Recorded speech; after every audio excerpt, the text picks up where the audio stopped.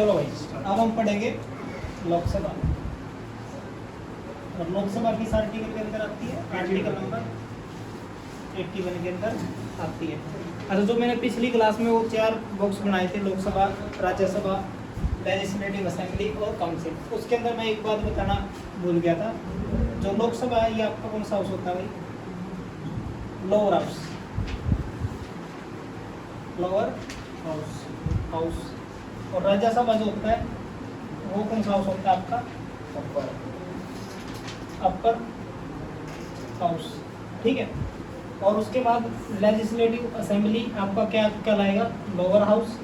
और legislative council क्या कहलाएगा आपका? अपर हाउस, ठीक है। लोअर हाउस, लोकसभा को क्यों बोला गया? क्योंकि लोकसभा का लोअर हाउस इसलिए बोला गया क्योंकि ये 5 साल के अंदर क्या हो सकती है भाई? 5 साल का एक टाइम पीरियड हो जाता है और उसके बाद ये खत्म हो जाती है, या फिर टाइम से पहले भी इसको डिसॉल्व किया जा सकता है, इसीलिए इसको लोअर हाउस का नाम दिया गया। जबकि राज्यसभा 1952 में बनी थी और अभी तक लगातार चलती आ रही है। ये राज्यसभा भंग नहीं हो सकती, इसी वजह से इसको हमने क्या नाम दे दिया? अपर हाउस नाम दे दिया, ठीक है भाई। अब बात करते हैं आपकी लोकसभा टॉपिक से, आर्टिकल नंबर 81 में आती है, ये मैंने अभी बताया। सबसे पहले बात करेंगे इस्टेब्लिशमेंट कब हुई थी लोकसभा की? 17 अप्रैल 1952, ये क्या डेट है भाई? इस्टेब्लिशमेंट की डेट है। अब बात करते हैं लोकसभा का टाइम पीरियड क्या था? पहली फर्स्ट लोकसभा थी और इसका टाइम पीरियड 17 अप्रैल 1952 से लेकर के 4 अप्रैल 1957 तक हमारी जो पहली लोकसभा को चली। फिर बात करें फर्स्ट मीटिंग की, तो फर्स्ट मीटिंग कब हुई थी भाई? 13 मई 1952 को। अब मैं बात करूं जो आपकी लोकसभा है इसका पहले नाम क्या होता था भाई? नेम की अगर मैं बात करूं, इसका नाम होता था house of the people. House of the people, क्या नाम था भाई? House of the people. तो हाउस ऑफ द पीपल से इसका नाम बदल करके लोकसभा कब किया गया? नेम चेंज कब किया गया भाई? बताओ कब किया गया था? 14 मई 1954 में इसका नाम बदल कर क्या कर दिया गया भाई? लोकसभा कर दिया गया, ठीक है। तो ये इधर तक पॉइंट फटाफट से लिख लो, उसके बाद फिर हम आगे बढ़ते हैं। क्वालिफिकेशन वगैरह मैं कल वाली क्लास में बता चुका था, मतलब क्या क्या क्वालिफिकेशन है। सबसे पहले अगर मैं बात करता हूँ इंडियन सिटीजनशिप होनी चाहिए, मैं दोबारा रीड करके बोल के बता रहा हूँ। सबसे पहला पॉइंट आपके पास इंडियन सिटीजनशिप होनी चाहिए, एज आपकी 25 होनी चाहिए, आप प्रॉफिटेबल पोस्ट पे नहीं होने चाहिए और मेंटल और बैंकक्रफ्ट नहीं होने चाहिए। ये आपको क्या होना चाहिए? पता होना चाहिए। अब अगला पॉइंट क्या? लोकसभा का टाइम पीरियड 5 साल का मैंने बताया, 5 ईयर का होता है। क्या इस टाइम को बढ़ाया जा सकता है, इंक्रीज किया जा सकता है? बिल्कुल किया जा सकता है भाई। 1 ईयर करके 1 ईयर करके क्या किया जा सकता है? इसका टाइम जो है इंक्रीज किया जा सकता है। क्या ऐसा टाइम हुआ है? बिल्कुल हुआ है। इमरजेंसी के टाइम पे हुआ था भाई 1975 से 76 और 76 से 77, ऐसे कर करके लोकसभा का टाइम बढ़ाया गया था। और उस समय में देश की प्रधानमंत्री कौन थी भाई? इंदिरा गांधी थी। कौन थी? इंदिरा गांधी जी उस समय देश की क्या थी? प्रधानमंत्री थी। ये पॉइंट नोट कर लो भाई, इंपॉर्टेंट पॉइंट है, ठीक है।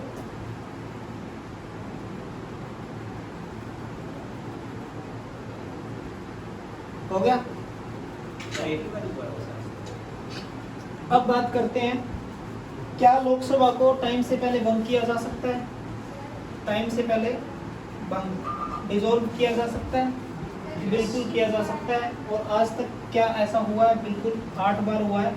लेकिन भंग करने का क्या होता है भाई, एडवाइस को भंग कौन करता है ये भी पता होना चाहिए। प्रेसिडेंट ऑफ इंडिया करता है, प्रेसिडेंट ऑफ इंडिया करता है। देखो अगर नॉर्मली भंग होती है पार्लियामेंट तो प्रेसिडेंट ऑफ इंडिया किसकी एडवाइस पर, पीएम की एडवाइस पर क्या कर देगा भाई, लोकसभा को टाइम से पहले भंग कर देगा, डिसॉल्व कर देगा। आज तक कितनी बार हुई है, 8 बार। तो 8 के 8 बार लिखेंगे। 1970 में पहली बार हुई, वो फटाफट 1970, 1970 के बाद 1977, 79 और भाई 79 के बाद 84 में हुई। 84 में कैसी हुई थी, इंदिरा गांधी की डेथ, तो डिसॉल्व होनी ही थी भाई, ठीक है। 84 के बाद लिखेंगे 89 और 89 के बाद लिखेंगे भाई 91, 91 के बाद 97 और 97 के बाद 99। टोटल देखना 8 हो गया, 1 2 3 4 5 6 7 8, हाँ हो गया। 1970 में पहली बार, फिर 77 में मोरारजी देसाई की सरकार थी जब हुई, 79 में हुई, 84 में हुई, 89 में, 91 में, 97 में, 99 में। 99 में कौन पीएम थे देश के, अटल बिहारी वाजपेयी, ठीक है। कारगिल का युद्ध भी हुआ था उसके समय में, 99 ना, हाँ ठीक है भाई, हाँ लो जी कर दो इसको रफ, हाँ लिख लो लिख लो। सर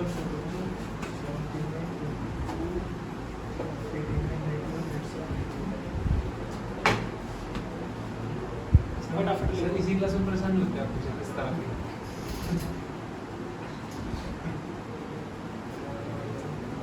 कर दो रफ भाई।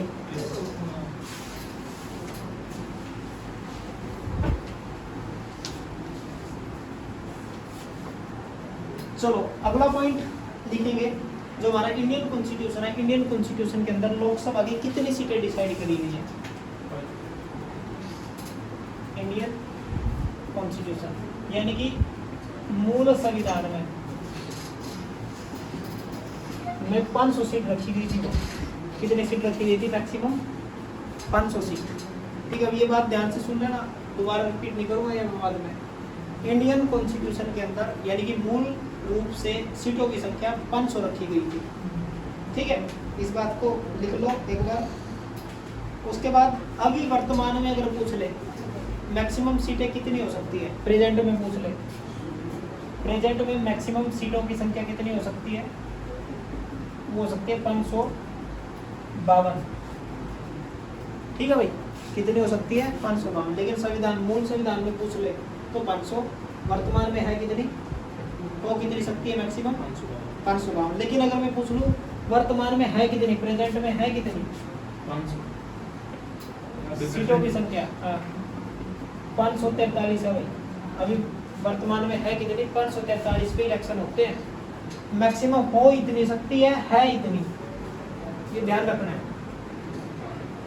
543। और 543 से पहले कितनी होती थी भाई, अगर मैं बात करूं 2020 में या 2020 से पहले 545 सीटों पर इलेक्शन होते थे, यानी कि 545 सीट होती थी टोटल।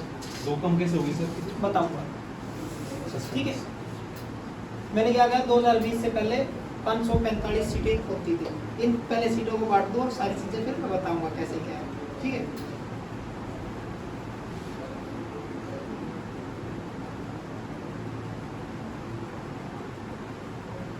ठीक है भाई, अगर हमारी 552 सीट हो तो ये कैसे डिवाइड होगी, 3 पार्ट में डिवाइड होगी। इधर लिख देता हूँ मैं 2, ये थे एंग्लो इंडियन। इधर कितने आ जाएंगे फिर 530, इधर 20 कर दें। ये जो 530 है ये आएंगे भाई स्टेट से, और ये जो 20 है ये आएंगी यूनियन टेरिटरी से, और ये 2 है एंग्लो इंडियन। एंग्लो इंडियन क्या होते हैं, एंग्लो इंडियन वो होते हैं भाई जो एक अंग्रेज हो, ठीक है। हाँ, तो इनको क्या था, प्रेसिडेंट ऑफ इंडिया के पास, ये पढ़ा रखा है मैंने, प्रेसिडेंट ऑफ इंडिया के पास पावर थी, ठीक है, कि 2 को अपॉइंट कर सकता है, ठीक है। और ये भी मैंने बताया था कि कौन से अमेंडमेंट के तहत ये हटाए, 45 की जगह 43 क्यों है, किसने क्वेश्चन पुट किया था मेरे से? ये आपने। ये आपको खुद पता होना चाहिए। मैंने अमेंडमेंट बताया था कौन सा कॉन्स्टिट्यूशनल 104 नंबर का कॉन्स्टिट्यूशनल अमेंडमेंट एक्ट 2020 में हुआ और इसके तहत ये 2 एंग्लो इंडियन क्या कर दिए गए थे? हटा दिए गए थे। ठीक है, इस अमेंडमेंट के तहत ये 2 हटा दिए गए थे। अब ये मैंने बांटे 552 के हिसाब से।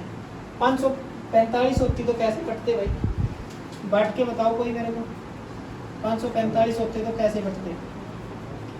2 तो इधर होते ही होते, 2 तो ये लिख दिए लो।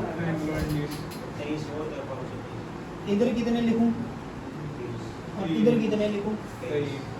इधर लिख देते 530 और इधर कितने करें? 23 थोड़े ना करेंगे फिर 22 है 23 भाई 18 भाई। तभी तो 45 बनाने हैं ना हमने। 30 तो हो गए, 2 ये हो गए, 13 बच गए। 13 कैसे चल रहा है? तो 13 आ जाएंगे तो कितने हो जाएंगे? 545। यानी कि 530 कहाँ से आएंगे? ये आएंगे भाई स्टेट से और ये आएंगे यूनियन टेरिटरी। और अब ये जब ये 2 हटी गए तो 543 का ये हो जाएगा इस हिसाब से। ठीक है भाई, तो इस तरीके से आपकी सीटें लोकसभा की हैं पूरे भारत के अंदर। हो गया इधर तक क्लियर? एंग्लो इंडियन समझ में आ गया, 2 सीट कम समझ में आ गया। ठीक है, पहले 45 होती थी, 2 सीधा प्रेसिडेंट ऑफ इंडिया उनको क्या करता था? अपॉइंट करता था। ठीक है, कर दूंगा इस तरफ, लिख लिया सभी ने? चलो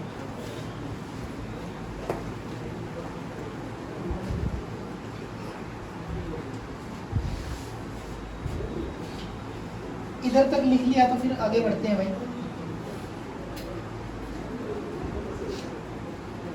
मेरे को ये बताओ अभी प्रेजेंट में वोट डालने की एज कितनी है?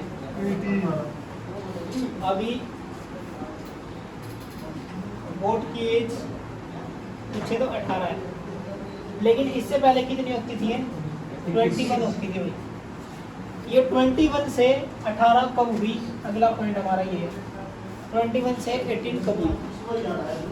उसके लिए कौन सा अमेंडमेंट किया था कॉन्स्टिट्यूशन में? वो किसी को अगर पता है तो मेरे को बताओ, नहीं पता तो मैं तो बताऊंगा ही। 61 कॉन्स्टिट्यूशनल अमेंडमेंट एक्ट 1989 के अंदर भाई वोट डालने की जो एज है 21 से कम करके कितनी कर दी गई थी? 18। यानी कि हम 18 की एज में क्या कर सकते हैं भाई? वोट डाल सकते हैं। ठीक है, पहले 21 होती थी और 89 में ये 21 से कितनी कर दी गई? 18 कर दी गई। ये ध्यान से लिख लेना।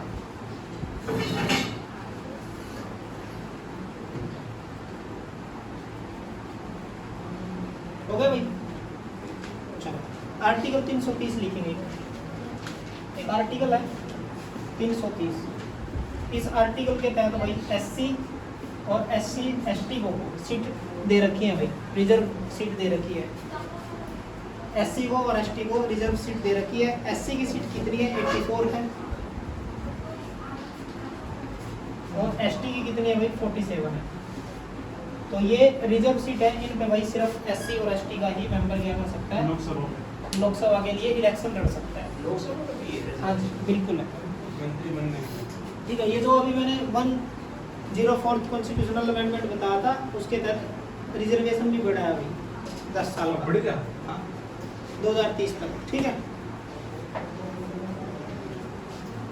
ये पॉइंट लिखेंगे तो फटाफट आगे फिर बढ़ेंगे।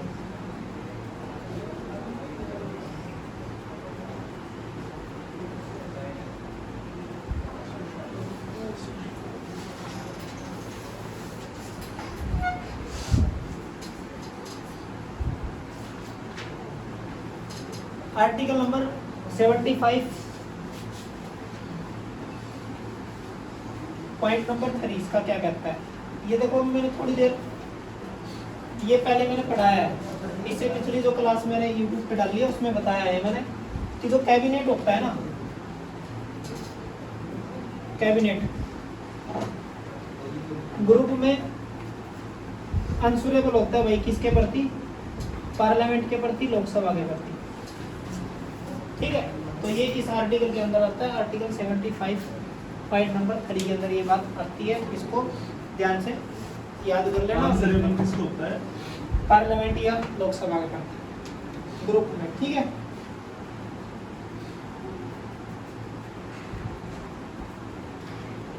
अगला पॉइंट इधर भी लिखोगे, वो भी राष्ट्रपति की प्रेसिडेंट ऑफ इंडिया किसी शासन को बुला सकता है और खत्म कर सकता है। पार्लियामेंट हो, लोकसभा, अरे अभी थोड़ी देर पहले लिखवा दो ये पॉइंट। उसके बाद फिर लिखेंगे भैया अगला पॉइंट, लोकसभा की 2 मीटिंग के बीच में कितने दिन का गैप नहीं होना चाहिए? 6 मंथ का गैप नहीं होना चाहिए, बिल्कुल लिखेंगे।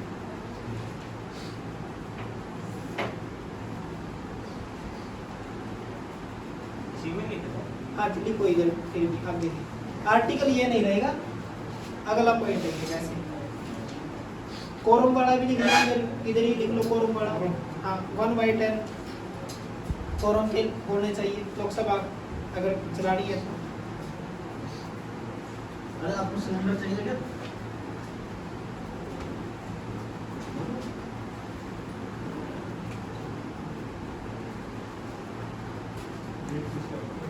ठीक है भाई, अगला लिखेंगे article number 93। Article number 93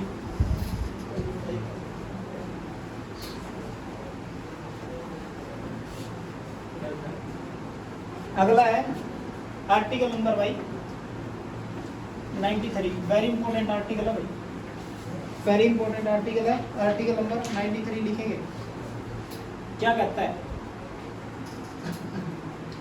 Lok Sabha अपने में से ही किसी एक को हेड बना लेता है और किसी एक को डिप्टी हेड। लोकसभा के जो मेंबर होते हैं भाई, कौन से मेंबर, ये ध्यान से सुन लो मेरी भाई बात। जो 543 सीटों पर इलेक्शन हुआ था, 543/2 + 1 272 निकल के आएंगे। जिसके पास ये बहुमत है, यानी कि जो सरकार बना के आया है, वो 272 मेंबर अपने में से ही एक को तो पीएम बना देते हैं, अपने में से ही एक को क्या चुनते हैं भाई, लोकसभा का हेड यानी कि स्पीकर, और एक को चुनते हैं भाई डिप्टी हेड यानी कि डिप्टी स्पीकर। ठीक है भाई, स्पीकर। तो ये पॉइंट लिख लेंगे, इंपॉर्टेंट पॉइंट है, फटाफट से।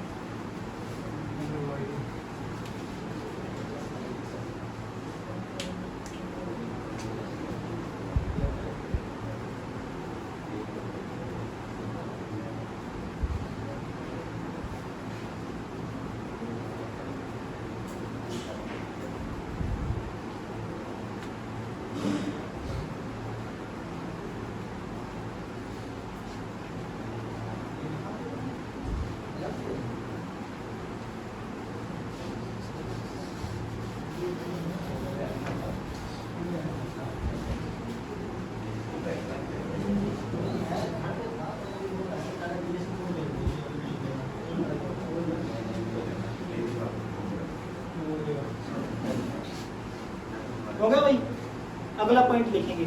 अगला पॉइंट भी इम्पोर्टेंट है। लोकसभा का जो हेड होता है वो अपना रिजाइन किसको देता है? लोकसभा का हेड अपना रिजाइन किसको देता है भाई? डिप्टी हेड को। और डिप्टी हेड अपना रिजाइन किसको देता है? हेड को। लिख लेंगे भाई।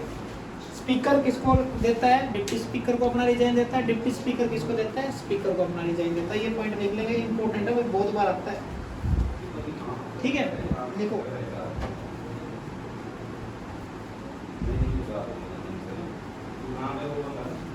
स्पीकर हो गया। हाँ जी, प्रीत हो गया। करतुरफ, ऋषभ, अमन,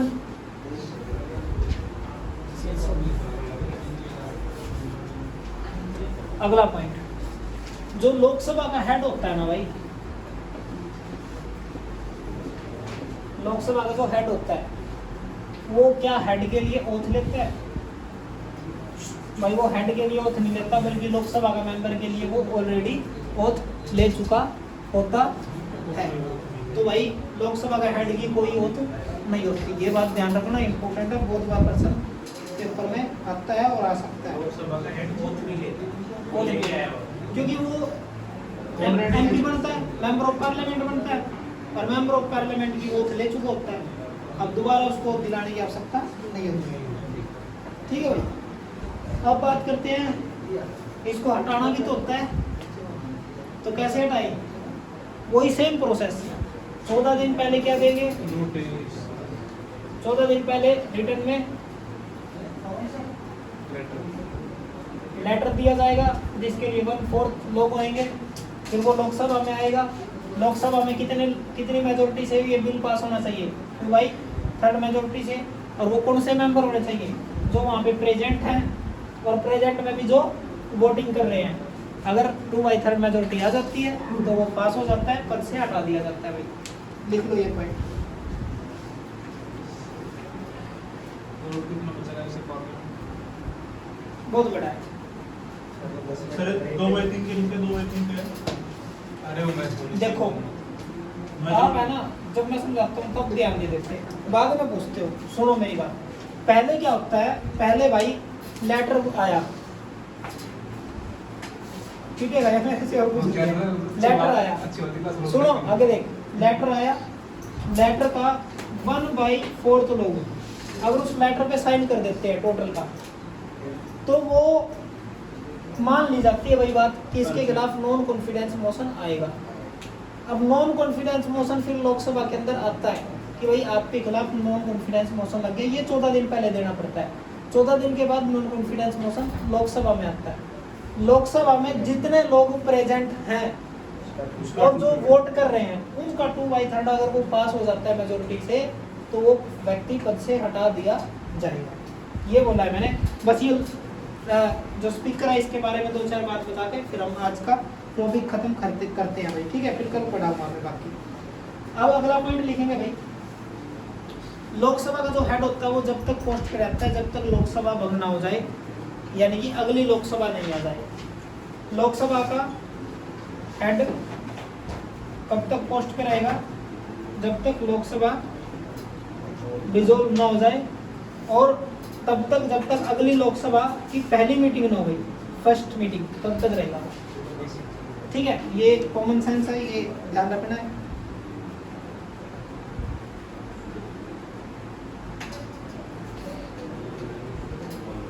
कर दो रफ इसको, कर देता हूँ। एक लास्ट पॉइंट हो रहा है वो और बता देता हूँ।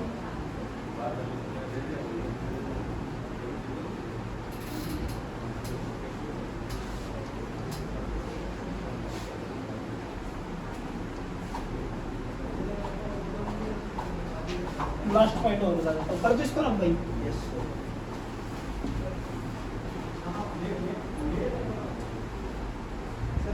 तो लिखेंगे, लास्ट पॉइंट लिखेंगे भाई मेरा, फिर उसके बाद हम जो भी डिस्कशन है वो कर लेंगे। लास्ट पॉइंट लिखेंगे, अगर मान लो लोकसभा का हेड एब्सेंट है, लोकसभा का हेड नहीं है, तो उसकी एब्सेंट में पद को कौन संभालेगा? डिप्टी हेड संभालेगा। अगर मान लो किसी रीजन की वजह से ये भी नहीं है, ये तो एब्सेंट था ही था, अब ये भी एब्सेंट है, फिर उस कंडीशन में क्या होगा? तो उस कंडीशन में प्रेसिडेंट ऑफ इंडिया भाई एक सीनियर लोगों का क्या बनाता है? पैनल बनाता है, और वो सीनियर लोग 6 लिए जाते हैं उस पैनल के अंदर, और उनमें से फिर किसी एक को क्या किया जाएगा? लोकसभा का हेड का काम सौंप दिया जाएगा। आज के लिए भाई हम यहीं पे स्टॉप करते हैं। आज के लिए इतना ही, तब तक के लिए नमस्कार, जय हिंद, जय भारत, जय हरियाणा। ठीक है, सस्पेंस रखा करो बस, सारी चीज़ ठीक हो जाएगी।